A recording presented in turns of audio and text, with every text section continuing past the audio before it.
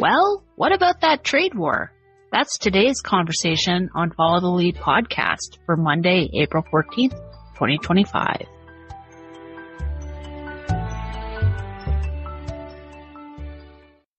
Hi, everyone. Welcome back. I'm your host, Valerie McLaughlin. It feels like a lifetime since American President Donald Trump unveiled his discounted tariff rate chart to the world in the Rose Garden of the White House on April 2nd. The signing of two executive orders has kicked off an American-Chinese tariff slapfest that the world has been watching for the last week. When we last left off, America imposed a 54% tariff on Chinese goods entering its country. In retaliation, China responded with a 34% tariff on American goods. Last week started with Asian markets crashing.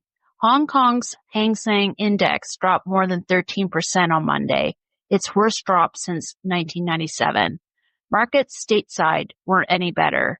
There was a brief but significant rally after rumors circulated online that Mr. Trump was reconsidering tariffs for 90 days. The markets began to tumble again after the White House denied the rumors of any sort of trade pause. Instead, the president literally doubled down on his tariff hyperbole, announcing on Truth Social that he was imposing an additional 50% on China, increasing the total to 104%. China responded, matching the United States' 50% with its own 50%, raising its total to 85%. This back and forth between these two countries was essentially the theme of last week. By Friday, the United States had placed a whopping 145% tariff on Chinese goods, with Chinese tariff rate ending at 125%.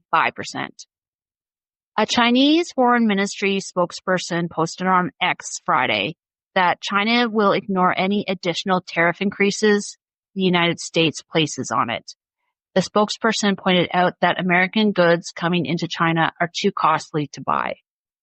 According to the Observatory of Economic Complexity, China exported $436 billion worth of goods to the United States in 2023.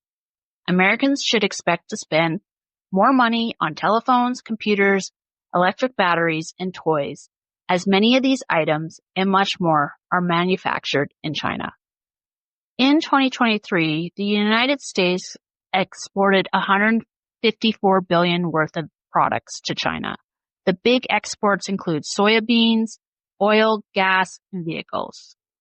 When you look at the numbers, the trade deficit that America has with China is quite large. It's about $282 billion. Although the American president asserts that China doesn't have the cards in this trade war, I think China does have cards to play. First, China isn't a democracy.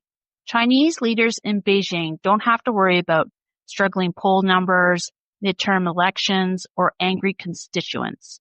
China controls its media, and it tightly limits freedom of speech. Second, China has been in this tariff war dance with the Americans for years. During his first term in office, President Trump slapped tariffs on Chinese solar panels. This started a cascade of tariffs between the two countries. The tariffs weren't removed during the Biden administration. Third, China is now looking for new trade dance partners. Just like Canada, it has already started speaking with other nations about trade, including Japan, Korea, and the European Union. Remember, the Trump administration launched a global trade war. And although the president has paused his Liberation Day tariffs for 90 days, and more on that later, the United States has become an unreliable and volatile trade partner. Mr. Trump has ripped up long-standing trade agreements, including the one he had with Mexico and Canada. That one was signed during his first term. Faced with these options, countries may be more apt to strike deals with China rather than the United States. Fourth, the world supply chain. It will be extremely difficult for the United States to wean itself off Chinese dependency. There were reports of panic buying of iPhones last weekend because of the tariff war. Even if America can source its materials and products elsewhere, components and materials are still made in China. It's very much like the Trump administration's idea that vehicles can be made in the United States. It's very unlikely this can happen as components contained in auto parts are sourced from different countries, including China. Fifth, China's resolve. Just like Canada, China is battering down the hatches and readying itself for a long, protracted tariff war. Beijing had already signaled in early March that it was ready to fight. On March 4th, the Chinese embassy in the United States account on X posted the following, quote, "If war is what the U.S. wants, be it a tariff war, a trade war, or any other type of war, we're ready to fight till the end," unquote. This post was in response to the initial round of tariffs the Trump administration laid on China. So, in the middle of this Chinese-American trade war, President Trump announced Wednesday he was pausing his reciprocal trade tariffs that he had laid on the rest of the world for 90 days. But, there's always a but with this administration, its baseline tariff of 10% would still remain in place.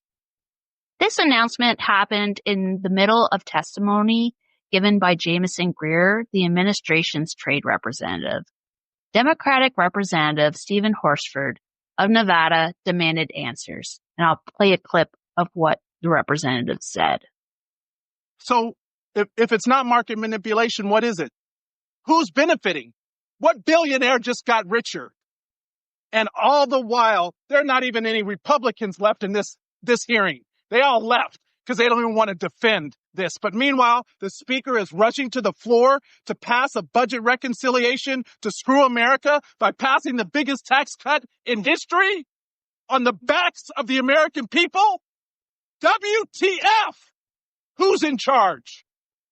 Because it sure doesn't look like it's the trade representative. You just got the rug pulled out from under you. To be fair to the Republicans, there were about 6 Republicans in the room when Mr. Horsford made his comments.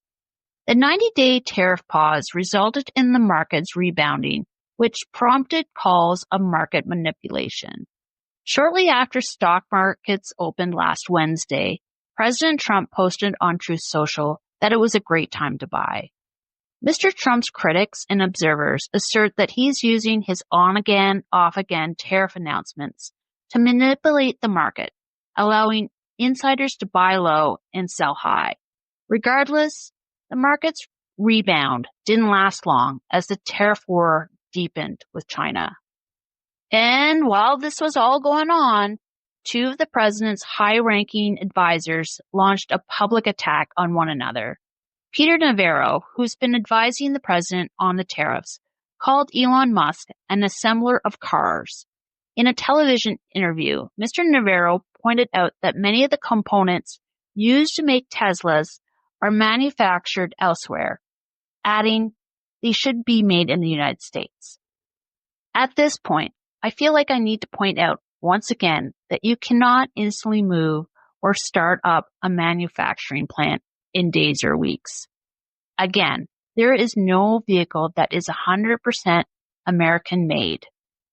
Elon Musk shot back at Mr. Navarro, calling him a moron and dumber than a sack of bricks on X, the social platform that he owns. Reportedly, Mr. Musk has asked the president to pull back on the tariffs as it will increase Tesla's manufacturing costs. And as Friday wrapped up for the day, the tariff war stood at 145% tariffs on Chinese imports and 125% tariffs on American imports. Sorry, I've had to think about it for a bit because it's increased. It's been a crazy war. On Saturday, news broke that phones and electronics wouldn't be subjected to the astronomical tariff rate of 145%. However, they are still subjected to the discounted tariff rate of 20%, or the fentanyl tariff, as the president likes to call it. Taking to his Truth Social account yesterday afternoon, the president posted the following, quote, "Nobody is getting off the hook for unfair trade balances and non-monetary tariff barriers that other countries have used against us, especially not China, which by far treats us the worst. There was no tariff exception announced on Friday. These products are subject to the existing 20% fentanyl tariffs, and they are just moving to a different tariff bucket. The fake news knows this, but refuses to report it. We are taking a look at semiconductors and the whole electronics supply chain in the upcoming national security tariff investigations. What has been exposed is that we need to make products in the United States and that we will not be held hostage by other countries, especially hostile trading nations like China, which do everything within its power to disrespect the American people." Unquote.